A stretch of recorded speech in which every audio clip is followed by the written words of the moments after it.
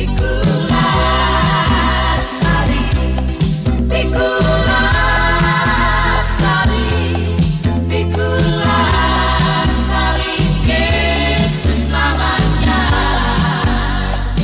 untuk teman-teman YouTube sekalian, pertama-tama kami atas saya Pendeta Ronald Lambe mengucapkan terima kasih telah menyaksikan channel YouTube saya ini. Semoga kita semua senantiasa diberkati oleh Tuhan kita Yesus Kristus. Jangan lupa untuk like, subscribe, share di channel YouTube kami ini. Tuhan Yesus memberkati kita semua. Shalom Aleichem Bisem Hamashiach. Amin. Shalom Aleichem. Shalom. Baiklah Bapak Ibu yang kekasih dalam Tuhan kita Yesus Kristus, firman Tuhan dalam Kejadian 1 atau Genesis 1 ayat 1 dalam bahasa Ibrani berkata bara Elohim had as-samayim, he had the earth. Artinya, in the beginning God created and heaven in the earth. Jadi in the beginning God created heaven and the earth. Pada mulanya Allah menciptakan langit dan bumi. Ini menunjukkan tentang bagaimana hak prerogatif Allah, hak kemahakuasaan Allah, bahwa benar-benar Allah yang pertama ada dan Allah yang akhir. Dialah Alfa dan Omega, dialah awal dan akhir, dialah Tuhan di atas segala Tuhan, dialah Raja di atas segala Raja, Bapa yang kekal, Raja damai, Allah yang ajaib, dialah Allah Tritunggal, Allah yang satu-satunya, Allah yang ada dalam kehidupan kita bagi semua orang yang percaya. Oleh karena sebab itu, saya mau katakan tentang hak prerogatif, tentang kemahakuasaan. Memang benar-benar dia pada mulanya Allah itu disebut sebelum pada masa penciptaan dalam Genesis 1 ayat 1. In the beginning God created and heaven in the earth. Jadi pada mulanya Allah menciptakan langit dan bumi. Kalau dalam perjanjian baru dalam kitab Yohanes 1 ayat 1, pada mulanya Allah, ya, dia menjadi manusia dan dia itu adalah Allah sendiri. Pada mulanya adalah firman, firman itu menjadi manusia dalam ayat yang ke-14 dalam Yohanes 1. Jadi Bapak Ibu yang kekasih dalam Tuhan, kita memang benar-benar punya Allah yang tangguh.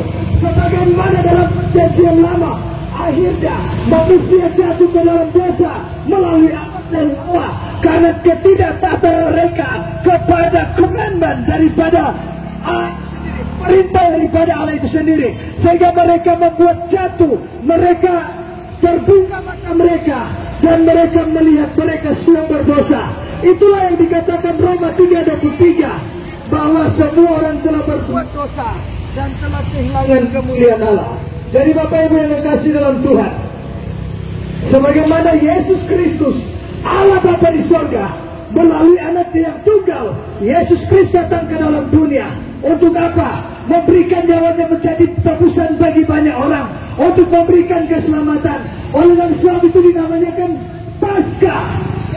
Pada hari kita masih dalam merayakan Jumat Agung, di mana tentang penderitaan Yesus Kristus sampai pada kematiannya dan dia bangkit pada hari yang ketiga. Pada hari Minggu dia bangkit. Kemudian itulah yang disebutkan dengan Paskah. Bapak Ibu yang kekasih dalam Tuhan, saya membaca saja secara singkat Yesaya 53. Bapak Ibu, ayat 4 sampai yang ke-7.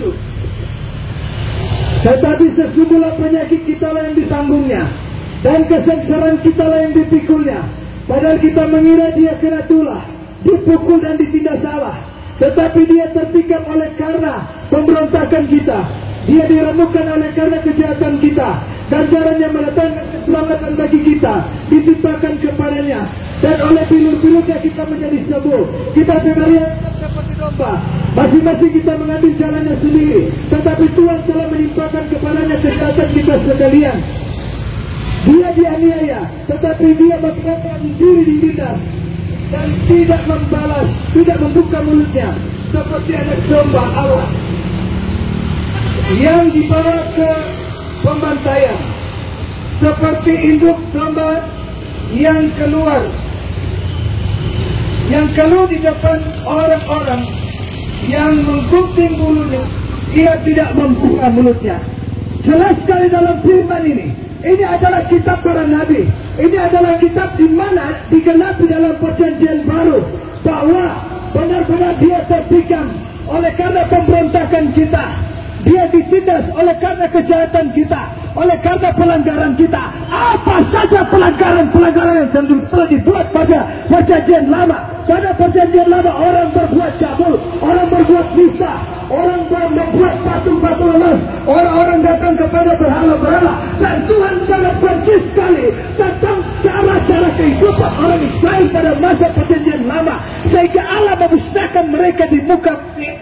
Sehingga orang-orang Israel disebut orang-orang bangsa tegak tengkuk, percaya dan tidak. Mereka ketika mujizat dilakukan, mereka baru melakukan perintah dari Tuhan. Ketika mereka tidak melakukan, Allah melakukan mujizat, maka iman mereka redup dan hidup mereka suam-suam kuku. Apakah perjanjian baru pada masa sekarang, masa anugerah Roh Kudus telah melawan kita semua? Allah Bapa Tuhan kita Yesus Kristus sudah naik ke dalam kerajaan surga dan Roh Kudus turun di atas kita. Dialah Parakletos, seorang pegawai yang lain. Dialah yang menemani kita, memperingati kita, dia menyertai kita, dia mengingatkan kita. Itu adalah patut proteksi daripada Allah Roh Kudus melalui kasih anugerah, yaitu Roh Kudus itu sendiri. Tetapi kata apa? Orang belum saja bertobat, orang masih berbuat cabul seperti masa perjanjian lama, orang masih menyembah patung-patung emas, orang masih membuat pantangan-pantangan untuk disembah, orang masih pada animisme, orang-orang masih pada politeisme, orang-orang masih dalam hidup percabulan. Masa sekarang orang-orang berbuat nista, dusta, berbuat curi, berbuat apa lagi, hubungan gelap, hubungan terang-terangan, judi, togel. Galatia 5:19 berkata, perbuatan daging telah nyata, percabulan, kenajisan, hawa nafsu, roh pemecah, roh percitraan, roh kemabukan, pesta pora, dan lain sebagainya. Saya peringatkan kepada kalian bahwa kamu tidak akan mendapat bagian dalam kerajaan surga, melainkan kalian akan dilemparkan ke dalam api. Seperti Lucifer masa sekarang dicampakkan dari surga turun ke dalam dunia ini, sehingga dia menjadi setan yang sangat luar biasa. Sepertinya malaikat surga mengikuti daripada roh Lucifer itu, dan Lucifer disebut menjadi bapa dari segala pembohong, dari segala orang jahat. Tapi bersyukur kita punya Abraham, bapa yang beriman, bapa yang disebut beriman, bapa dari segala milik orang percaya. Jadi Bapak Ibu yang kekasih dalam Tuhan, kenapa kita harus memperlambat kehidupan kita? Bukankah sudah dicatat dalam perjanjian lama, kitab nubuatan, dan masuk pada kitab perjanjian baru sudah digenapi? 1 Petrus 2:24, Ia sendiri telah memikul dosa kita di dalam tubuhnya di kayu salib, supaya setiap orang yang percaya padanya tidak binasa, dan mereka oleh bilur-bilurnya kamu menjadi sembuh. Itu pernyataan statement daripada firman Tuhan yang dikatakan di dalam 1 Petrus 2:24. Karena salibmu ku hidup, karena salibmu ku menang, Engkau yang berkuasa, sanggup untuk melakukan mujizat-Mu di hidupku. Sebagai salib Yesus Kristus yang terlihat di sini dalam komando pasukan Kristus Mission, ini adalah bertanda bahwa Kristus Mission selalu mengatasnamakan firman dan salib di atas segalanya, Tuhan di atas segalanya. Oleh dan sebab itu Bapak Ibu yang dikasihi oleh Tuhan, biarlah salib ada dalam hatimu, biarlah salib ada dalam jiwa dan pikiranmu. Jangan terlalu berfoya-foya hidup dalam dunia ini. Bertobatlah, datanglah kepada Tuhan, berhentilah hidup towo-towo, ya, karena banyak towo-towo sekarang, ya. Jangan bertowo-towo, towo masyarakat, towo pemerintah dan lain sebagainya, karena itu iblis bekerja. Jangan fitnah, jangan berbuat nista, jangan berbuat dusta, jangan main ugal-ugalan, bukanlah ugal-ugalan, tapi hubungan terang-terangan sudah terjadi. Karena ini sudah akhir zaman. Nah, kalau sudah akhir zaman, Tuhan sudah tidak lama lagi datang. Mari kita orang rajin masuk gereja, rajin berdoa, rajin baca Alkitab, kemudian rajin berdoa. Itulah yang diserahkan kepada Tuhan. Sito nito mo sepakasan cetou opo ada atas menyatakan saling memanusiakan satu sama yang lain. Dengan Injil adalah kekuatan keselamatan.